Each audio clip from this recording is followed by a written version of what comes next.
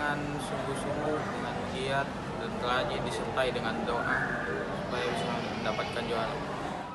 Menurut saya, Fatur merupakan siswa yang memang memiliki minat yang tinggi dalam belajar, punya antusias, kemudian pantang menyerah. Persiapan kami kemarin ini memang memperlihatkan bahwa Fatur itu siswa yang tekun dalam belajar. Jadi saya rasa memang hasil yang kami capai ini memang betul-betul adalah kerja keras Fatur.